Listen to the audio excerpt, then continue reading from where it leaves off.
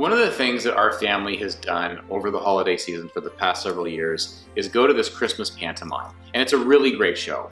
It's put on every year and they do a fantastic job.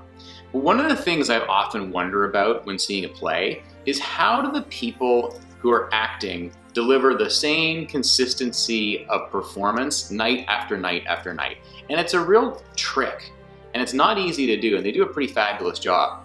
So it got me to thinking about how this applies to other organizations. And the lesson for all of us to think about is how do we ensure that our own services and our own products are being delivered consistently, not just the first time or the last time, but every other time in between. So a challenge for all of us is to imbue that excellence into every single performance we do or every single time we come to work every day.